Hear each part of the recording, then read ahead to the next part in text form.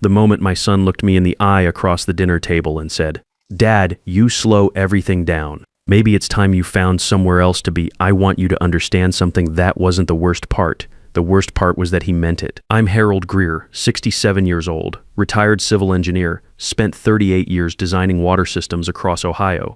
My wife Lenora passed 3 years ago, and after the funeral, my son Neil and his wife Sylvia said I should move in with them. Don't be alone, they said. We want you close. So I moved in, and for a while I told myself it was fine.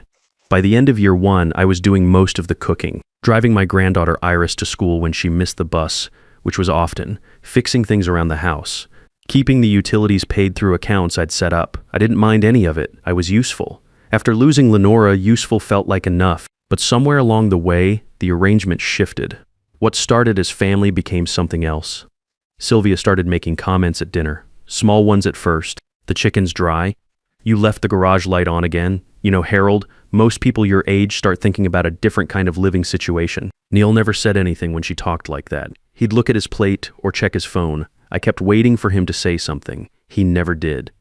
That night, the last night, I'd made dinner like usual. Iris was at the table, quiet the way she always got when the air in the room felt wrong. Sylvia came in from the living room and sat down without looking at what I'd cooked. Neil came in, loosened his tie, sat next to her. That's when he said it. "Dad, you slow everything down. Maybe it's time you found somewhere else to be." Sylvia didn't say a word. She didn't have to. She just looked at me with this flat, patient expression, like she'd been waiting a long time for that sentence to finally get said out loud. I sat there for a moment. I looked at my son. I waited to see if anything else was coming. It wasn't, so I reached into my pocket, put the house key on the table next to my plate, and stood up. "All right," I said. Iris started to say something. I caught her eye and shook my head slightly. "Not now." I walked to the front door. Behind me, I heard Sylvia say something about not being dramatic. I didn't stop. I stepped outside into the cool evening and I drove away without any idea where I was going. I ended up at the old house. The one Lenora and I built together, the one we'd lived in for 32 years before I moved in with Neil. I still owned it, still had the key. I'd been renting it out, but the tenants had moved on a few months back and I hadn't gotten around to finding new ones. I pulled into the driveway and sat in the car for a while. The lawn needed work. The shutters could use paint, but the structure was solid, same as always. I went inside, sat down in Lenora's old reading chair by the front window, and stayed there until morning. By 7 a.m., Neil had already called 4 times. I didn't answer. I made coffee and watched the yard get light. By noon, it was 11 calls. Sylvia had called twice, which surprised me more than Neil's calls. She'd never had much use for me before. I found out later from Iris what had happened that morning. Sylvia had gone into the home office to pull out the property documents. She wanted to get a clear picture of the assets, she told Neil. Start organizing things now that Harold was gone. What she found stopped her cold. The house was in my name, only my name. Mortgage paid off 14 years ago, nothing outstanding. No co-owner, no joint title, nothing with Neil's name on it anywhere. Both cars registered to me. The household account they used for groceries, utilities, incidentals, a secondary account I'd set up when I moved in. Balance of about $2,800. The real accounts, the savings and investments Lenora and I had built across 4 decades, were in my name only and completely out of their reach. And then there was the trust document. Lenora had worked with an attorney to set up a living trust 2 years before she died. Sylvia found the summary page buried in a folder. The relevant language was plain enough. Neil Greer and spouse are permitted to reside at the property as guests, not tenants. This privilege may be revoked at any time by Harold Greer with 30 days written notice. Lenora had written that, "My wife, who brought cookies to neighbors and organized the church rummage sale every spring, had spent part of the last years of her life making sure I'd be protected. She'd seen something I hadn't let myself see, and she'd built a wall around me without ever saying a word about it. I didn't know any of this yet. I was still sitting in the old house drinking bad coffee, wondering what came next. What came next was the woodworking shed. The shed was out back, half hidden behind the old oak tree Lenora refused to let me cut down even when it dropped branches on the roof every winter. I hadn't been inside since before she got sick. The padlock was stiff and took a few tries before it opened. When the door swung in, the smell hit me first. Sawdust and machine oil and something underneath it, all that I can only describe as her. She used to sit on a stool in the corner and read out loud while I worked. Said the sound of sanding helped her think. I used to tease her about it. I'd give anything to hear her read out loud right now. Everything was where I'd left it. Tools on the pegboard, organized by size the way she'd rearranged them one Saturday afternoon because she said the old arrangement gave her anxiety. The birdhouse I'd been building for the backyard still clamped to the bench waiting on me. I went to the back wall, crouched down, and felt along the base of the workbench, the way her letter had told me to. Her letter, I need to back up. That first morning in the old house, I'd gone into the bedroom closet and found the fireproof safe we'd bought 20 years ago. The combination was the same one it had always been. Our anniversary, her birthday, the year Neil was born. Inside was her journal, a sealed envelope addressed to me, and a handwritten note on top that said, "Open the journal first." So I had Lenora started keeping it about 5 years before she passed, a year or two before the diagnosis. The early pages were ordinary. Grocery lists mixed in with observations about the neighbors, notes about books she was reading, but somewhere around page 40, the tone changed. She wrote about Sylvia. Not in an angry way, just careful, observational. The way Sylvia had asked questions about their finances early in the relationship with Neil, specific questions framed as casual curiosity. The way Sylvia would say things like, "You two should really think about getting your affairs in order," to a couple in their early 60s who were perfectly healthy at the time. The way she studied the house during her first few visits, moving through rooms like she was taking inventory. Lenora wrote, "I smiled at everything and said nothing. But I started keeping notes." Then she wrote that she'd hired a private investigator. I had to put the journal down when I got to that part. Lenora. My wife who left thank you notes for the mail carrier. She had hired someone to dig into our daughter-in-law's past. What came back changed everything. Sylvia's name before she married Neil was Sylvia Pruitt. 7 years ago in Arizona, she had befriended a retired professor named Lloyd Decker. He was 79, a widower, no children. She'd started volunteering at the same community center he attended. Within 18 months, she was his primary caregiver. Within 2 years, she was the sole beneficiary of his estate. Lloyd died 6 months after that. His distant relatives filed suit. Undue influence, elder financial exploitation. The case was dismissed because they couldn't produce enough hard evidence. Sylvia collected the inheritance, left Arizona, and eventually surfaced in Ohio. 2 years later, she met Neil at a networking event. Lenora wrote, "She did not fall in love with my son. She found him, the same way she found Lloyd Decker. We are the next target, and she has been playing this a long time." I sat in that reading chair for a long time after I got to that page. The sealed envelope turned out to be a letter from Lenora's attorney, a woman named Patrice Holloway, elder law specialist, who Lenora had apparently been working with in secret for the last 2 years of her life. The note said Patrice was expecting my call. She'd been waiting up to 3 years if necessary. I called her that same afternoon. "Harold," she said, before I got past my name. "Lenora told me you'd take a while. She said you were the patient type and that I should just wait." Patrice had everything. The PI's full report on Sylvia, the Arizona probate case documents, the trust structure Lenora had set up, and one more thing she mentioned near the end of that first call. Lenora had also printed out an email thread she'd found by accident in a shared cloud account she and Sylvia had briefly used for household scheduling. The emails were between Sylvia and her mother, Nadine Pruitt. No warmth, no family small talk. References to timelines, to patience, to what happens once the old man is no longer in the picture. They read like project updates, because to Sylvia, that's exactly what they were. I asked Patrice what to do next. She said, "Right now, nothing. We wait. We let her make her next move." People like Sylvia always do. Back in the shed, my fingers found the groove at the base of the workbench. A small panel slid aside and there was the second fireproof box, the one Lenora had mentioned near the end of her journal. Inside, a printed copy of those emails, some additional PI documentation, and a short handwritten note. It said, "I hope you didn't need this, but I knew you might. I love you.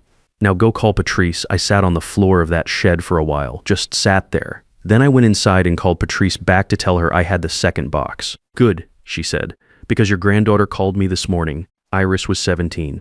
Quiet kid, observant in a way that used to remind me so much of Lenora. It sometimes caught me off guard. She had the same habit of sitting very still in a room and taking everything in without appearing to pay attention to anything at all. Lenora had told her about Patrice, sat down with her granddaughter, maybe when Iris was 14 or 15, and explained that if things ever went sideways, there was a number she should call. Iris had written it in the back of a notebook and kept it. 2 days after I left, she used it. She called Patrice from the school parking lot during lunch, told her what she'd been watching for the past year. The late-night phone calls Sylvia made after Neil fell asleep. Voice low, walking the kitchen in the dark. The way Sylvia talked about me when I wasn't in the room, the particular tone she used, like I was already gone and she was just describing a situation that needed managing. The comments Neil had started making in the last few months, using the same phrases Sylvia used like he'd been practicing them. And then Iris told Patrice about the recording. The night I walked out, Iris had been upstairs when she heard Sylvia go to the kitchen and get on the phone. She came to the top of the stairs and stood in the dark and listened. When she realized what she was hearing, she opened her phone and let it record. Ohio is a one-party consent state. Iris was present. The recording was legal. Sylvia's voice on that recording, clear as anything. Grandpa's the last obstacle. Once he's out, Neil handles the accounts. Patrice told me about the recording during our second call that afternoon. She said Iris had already sent her the audio file. Your wife told that girl everything she needed to know, Patrice said. She planned for this down to the details. I met Iris 2 days later at a diner about 20 miles outside of town. She came in looking older than 17, the way kids look when they've been carrying something heavy for too long. She sat across from me and wrapped her hands around a glass of water and didn't say anything for a moment. Then she said, I've known something was wrong for a long time. I just didn't know what to do about it. I told her she'd done exactly right. She also told me about the Hang Zome, an older man named Ed who lived 2 streets over from the old house. Someone I'd known for years. She'd overheard a conversation between Neil and a neighbor a few months back. Neil had been telling people I was getting confused, forgetting things, not really managing well on my own. Neil had been building a story in advance, making sure that if I ever raised a complaint or tried to make a legal move, there'd be people already primed to question whether I had my faculties. That stung worse than the money, worse than the dinner table. Your own son quietly working to undermine your credibility before you even knew there was a fight coming. Iris moved in with me at the old house the following week. She packed a bag, left a note on her bed that said, I'm staying with Grandpa. Don't come looking for me. Then she texted me from the end of the street, and I drove over and picked her up. Neil called me that night. I let it go to voicemail. Sylvia called the next morning. Then she apparently spent the rest of that day trying to find a lawyer who would take her case. Patrice told me about this part later, with some satisfaction in her voice. Sylvia had called 3 firms. The first declined after a short consultation, citing conflicts of interest without explaining further. The second was more direct. Without evidence of actual wrongdoing by Harold, any lawsuit would be considered frivolous and could expose her to countersuits. Sylvia left that office in a rage, according to the paralegal who mentioned it to someone who mentioned it to Patrice. The third name on Sylvia's list was Patrice Holloway, elder law attorney. Sylvia had found the name through an online directory. She hadn't connected it to the eviction notice I'd had Patrice send to the house, because she'd barely read the eviction notice. She'd seen 30 days and started screaming. The attorney's name at the bottom hadn't registered. So she drove to Patrice's office on a Tuesday morning, rehearsing her story the whole way. The concerned daughter-in-law, the unstable father-in-law, the family being torn apart by an old man who couldn't accept that times had changed. Patrice's assistant showed her to the waiting room. Sylvia sat there for 15 minutes going over her talking points. When the inner office door opened and she walked in, Patrice was already seated behind her desk. She looked at Sylvia the way you look at someone when you know exactly who they are and exactly what they've come to say. Sylvia didn't recognize her. She launched into her prepared speech before she'd even settled into the chair. Patrice let her finish. Then she reached into her desk drawer, pulled out a photograph, and placed it face up on the desk between them. The photo showed a younger Sylvia standing on a sunny patio next to an elderly man in a cardigan sweater. She was smiling, arm-length through his. The man was Lloyd Decker. The photo had been taken about 6 months before he died. Sylvia went very still. Arizona has excellent public records, Patrice said, and the Decker family's attorneys were thorough, even if the case didn't hold up in court. She leaned forward slightly. Your past has a way of finding you, Sylvia, and this time there's no moving to a new state. 3 days after Sylvia's visit to Patrice's office, Neil showed up at the old house. I heard his truck in the driveway around 7 in the evening. Iris was at the kitchen table doing homework. She looked up when she heard the engine. You want me to stay? She asked. Give us a little while, I said. She took her books upstairs. I opened the front door before Neil could knock. He looked rough. Unshaven, eyes tired, wearing a work shirt that looked like he'd slept in it. He stood on the porch for a moment without saying anything, looking past me into the house he'd grown up in. Can I come in? He said. I stepped aside. He walked through slowly, the way you walk through a place you haven't been in a long time. He stopped at the mantel where Lenora's photos were. Stood there looking at them, a picture of the 3 of us from maybe 20 years ago, a summer trip up to the lake. Neil holding up a fish he'd caught, grinning like it was the greatest thing that had ever happened to him. Lenora laughing next to him, me with my hand on his shoulder. I forgot how much this place feels like her, he said. I didn't say anything. He sat down on the couch eventually, elbows on his knees, hands folded. I sat across from him. He told me Sylvia had come home from an attorney's office 2 days ago and she was different, scared in a way he hadn't seen before. She wouldn't tell him what had happened, just said they needed to leave Ohio, start over somewhere else, cut their losses. When he pushed back and said he wasn't going anywhere until he understood what was going on, she screamed at him for an hour, called him weak, said he was just like his father, too naive to see what was right in front of him. That's when I started thinking, Neil said. Maybe she was right that I wasn't seeing things clearly, but not in the way she meant.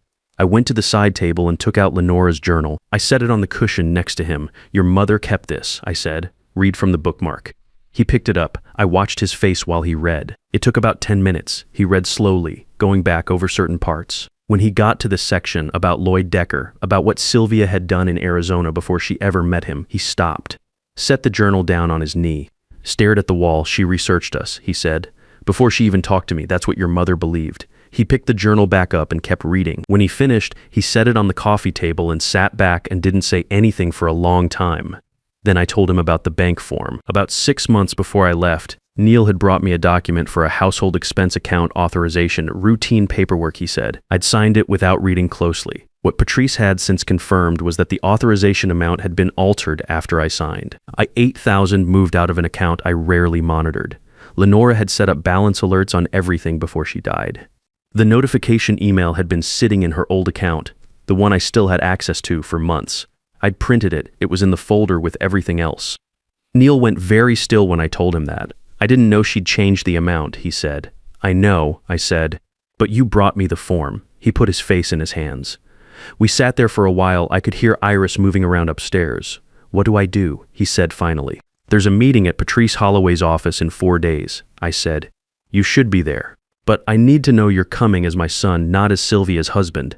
He looked up, his eyes were red. I'll be there, he said. The meeting was on a Thursday morning. Neil arrived first and sat on my side of the table without being asked. Iris sat next to me. Patrice was at the head of the table with 2 folders in front of her. Sylvia came in 20 minutes late with an attorney she'd hired 2 days earlier, a young guy in a good suit who had no idea what he was walking into. Patrice laid it out piece by piece, the PI report, the Arizona case, Lloyd Decker, Lenora's journal entries, the email thread between Sylvia and Nadine Pruitt, Iris's recording, and last, the bank authorization form with the altered amount alongside the alert email from Lenora's account showing the $8,000 transfer. Sylvia's attorney got through about 2/3 of it before he closed the folder, took off his glasses, and stood up. He said he was sorry, but he couldn't represent this case, said the evidence was such that continuing would compromise his professional obligations. He picked up his briefcase and walked out without looking at Sylvia. She sat alone on her side of the table now. She tried, went through the familiar moves. Called the journal fabricated, said the recording was taken out of context, said Lenora had never trusted her and had poisoned everyone against her from the beginning. Her voice stayed controlled at first, then started rising when no one in the room reacted the way she needed them to. Neil was looking at the table. Iris was looking at her hands. I was looking at Sylvia. When she finally stopped, the room was quiet. I slid 2 documents across the table. The first document was for Sylvia, full relinquishment of any claim to the Greer family property, accounts, or estate. No negotiation, no partial agreements. Sign it and leave quietly, or I release the full file to the county prosecutor and every news outlet in the area. The second document was for Neil, acknowledgement of the unauthorized account transaction, a repayment agreement for $8,000, and a statement that I was at this time choosing not to pursue criminal charges, contingent on his full cooperation going forward. Sylvia looked at the documents. She looked at Neil. He didn't look back. She picked up the pen. She signed without a word. Each page, the property waiver, the asset relinquishment, the agreement that she would make no further contact with any member of the Greer family. When she set the pen down, she looked like something had gone out of her, not remorse, more like a machine that had finally run out of road. She stood up, picked up her bag, and walked out. The door closed behind her, and that was the last any of us saw of her. Neil signed his document slowly. When he finished, he sat there with his hands flat on the table. "I'm sorry, Dad," he said. "I know that doesn't fix anything." "No," I said, "it doesn't, but it's a start." In the weeks that followed, Sylvia's life came apart in the way these things do when the structure holding them up finally gives way. Her employer found out about the Arizona case through channels I didn't fully track. She was let go quietly. Her professional contacts stopped returning calls. The social circle she'd spent years building, the dinner parties and charity events, and carefully maintained friendships, dried up fast once word got around. Last I heard from Iris, Sylvia was renting a small apartment on the other side of town and working part-time at a call center. Iris visited her once, a few months after everything settled. She came back quiet. When I asked how it went, she thought for a moment and said, "She seems smaller. I've thought about that word a lot, smaller." Sylvia had always filled a room, loud presence, always in motion, always working an angle. Stripped of the plan and the safety net, and the family she'd tried to take over, she'd shrunk down to whatever she actually was underneath all of it. I didn't feel good about that. I didn't feel bad about it either. Mostly I felt tired in the way you feel after a long job is finally done. Neil paid back the $8,000 in 2 installments. He started coming around on Sunday afternoons, at first just sitting on the back porch without saying much, then helping with things, then staying for dinner. The conversations were careful at first, full of pauses, both of us working around the weight of what had happened. But slowly, over months, it got easier. He's not the same person he was before all this. Neither am I, but he's showing up. That counts. Iris started college in the fall, architecture. When she told me her major, I laughed out loud. The first real laugh I'd had in a while. Lenora's education fund covered tuition and housing, $120,000 she had quietly saved over 5 years in an account. None of us knew existed, building it while she was sick, while she was writing that journal, while she was putting every protection in place she could think of. I think about that image a lot. Lenora sitting somewhere, not feeling well, writing a check into an account for a granddaughter's future she wasn't sure she'd see, doing it anyway. Some evenings I'm out in the woodworking shed and Iris is on the stool in the corner the way Lenora used to be, except instead of reading out loud, she's sketching building plans for class and asking me questions about load-bearing structures. The other week she looked up from her notebook and said, "Grandma really planned all of this, didn't she?" It wasn't really a question. She saw things clearly, I said. I was too busy hoping for the best to see what she saw. Iris nodded and went back to her sketching. 1 year out from that dinner table, I'm still in the old house. The lawn is in good shape. I repainted the shutters. The birdhouse I never finished is hanging out back now, and a pair of cardinals have been using it since spring. I didn't go looking for a fight. I didn't plan any of this. Lenora planned it. I just had to be willing to pick up what she left for me and use it. They thought I was just an old man running out the clock. They never thought to ask what I'd built, what I owned, or what my wife had quietly arranged while they were busy waiting for me to disappear. By the time they figured it out, there was nothing left for them to take. If any part of this story felt familiar to you, I'd like to hear about it. A lot of men in this situation stay quiet because they think no one will believe them, or because they're ashamed, or because they still love the people who are taking advantage of them. That's not weakness. That's just being human. But you don't have to stay quiet, and you don't have to fight loud either.